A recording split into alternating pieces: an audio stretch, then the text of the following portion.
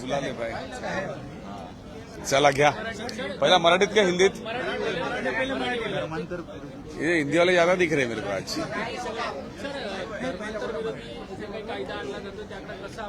मंत्रिमंडळाच्या बैठकीत काल प्रस्तावाला मंजुरी देण्यात आली आहे. 5 लाख रुपये दंड, 7 लाख दंड, 5 वर्षे शिक्षा या सगळ्यामध्ये कायद्यामध्ये होणार आहे. नाही खरं म्हणजे आपल्या राज्याला जे कायद्याची गरज आहे ते खरं म्हणजे जे शेतकरी आत्महत्या करत आहेत. अख्ख्या देशामध्ये जर सर्वात जास्त शेतकरी जर आत्महत्या कुठे करत असतील तर ते महाराष्ट्र आहे. आणि हा दुर्भाग्य आहे की त्यांच्यासाठी नियम न आणता अँटी कन्व्हर्जन लॉ एका ठिकाणी जर आपल्या या कॉन्स्टिट्यूशनमध्ये कोणाला कसा जगायचा आहे, कोणाला काय खायचं आहे, कोणाला काय पियायचं आहे, कोणाला कुठला धर्म वरती जायचं आहे ते कॉन्स्टिट्यूशनने राईट दिलेलं आहे. तर मला असं वाटतं की कुठेतरी यांचं जे फेलियर आहे आणि यांचे सरकारमध्ये आता कुठलंही कामं होत नाही, लोकांनी जे कामं केलेली आहे त्यांचे पैसे देत नाही.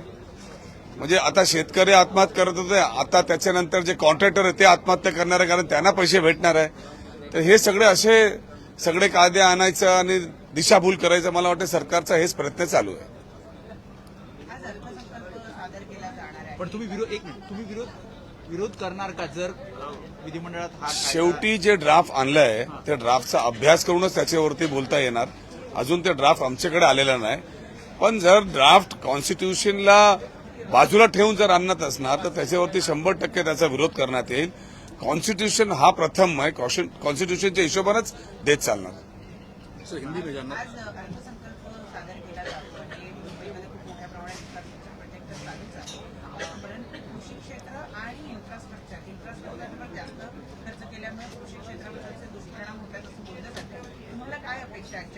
नाही आम्हाला अपेक्षा तर पहिला ही आहे की जे आता शेतकरीचे जसे शेतकरी आत्महत्या करतात तसेच आता कॉन्ट्रॅक्टर करणार आहे.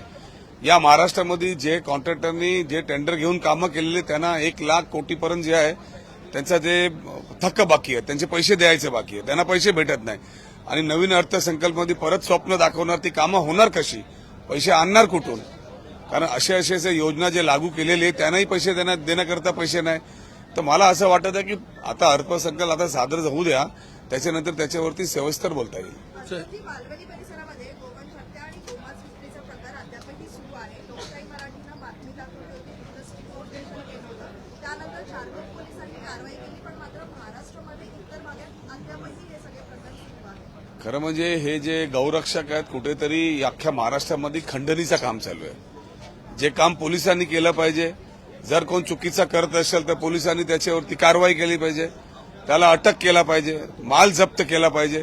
पण महाराष्ट्रात हे कुठे होत नाही. पोलिसांतर्फे कारवाई थोडी होत आहे.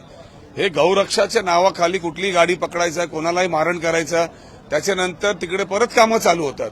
खरं म्हणजे एकदा सरकारने कायदा आणलाय बंदीचा तर बंद झाला पाहिजे, त्याच्यात दुसरं काय होऊ शकत नाही. पण कुठेतरी हे जे गौरक्षाखाली जे तयार झालेली मंडळी आहे त्यांना कुठेतरी प्रोत्साहन जे आहे सरकारच्या माध्यमातून देते. मुंबई गोवा महामार्ग प्रवास करण्यासाठी आता टोल भरावा लागणार आहे. खरं तर काम पूर्ण होण्यापूर्वीच पहिला मुंबई गोवा रोड पूर्ण तर होऊ द्या. आम्ही आता ऐकतोय गेल्या 15 वर्षापासून. मला वाटतं की विदर्भचा रोड झाला, मुंबई अहमदाबादचा रोड पूर्ण झाला, मुंबई गोवाचं आज स्वप्न आपल्याला सगळ्यांना अजून बघावं लागेल असं मला वाटतं. हिंदी एंटी कन्वर्जन लॉ लाने का प्रयास सरकार कर रही है, इस पर आपका क्या? देखिए ऐसा है कि हमें उम्मीद थी कि महाराष्ट्र के अंदर जिस तरीके से किसान आत्महत्या कर रहे हैं तो उसके लिए कोई कानून लाया जाएगा कि कहीं पे भी आत्महत्या ना हो.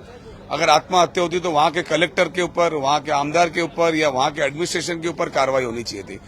आज एंटी कन्वर्जन लॉ का ड्राफ्ट जो है कैबिनेट में आया है, उसको पढ़ा जाएगा. लेकिन मुझे ऐसा लगता है कि कॉन्स्टिट्यूशन जो है वो सबसे ऊपर है. कॉन्स्टिट्यूशन ने सबको कौन सी भाषा बोलना है, किसको कौन सी जात में जाना है या किसी कौन सी जात का अपनाना है, ये उसको हक दिया हुआ है. लेकिन ये ड्राफ्ट के अंदर जो है इस तरीके से बातें लाके कहीं ना कहीं महाराष्ट्र सरकार जो है अपनी विफलता को छुपाना चाहती है. इनके पास काम करने के लिए कुछ है ही नहीं, इनके पास पैसे है ही नहीं. जो कॉन्ट्रैक्टर ने काम किए हुए उनका लाख करोड़ रुपए से जितना अभी जो है ना पैसे देने का बाकी है.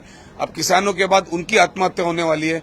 तो ये सारी चर्चा जो है प्रेस के माध्यम से उनके नेता, उनके मंत्री सारी चीजें इस तरीके की हरकत करेंगे और मेन मुद्दों की तरफ से जो है ध्यान हटाया जाएगा। इस कानून को लेकर क्या कांग्रेस रास्ते पर उतरी है? अगर ये कानून हालांकि कुछ राज्यों में पारित हो चुका है। ऐसा है कि कानून को पहले पढ़ा जाएगा, अगर वो कॉन्स्टिट्यूशन को ध्यान में रख के किया गया तो उस पर चर्चा होगी, अगर कॉन्स्टिट्यूशन के खिलाफ होगा तो जरूर उसका विरोध किया जाएगा। The Bombay High Court has denied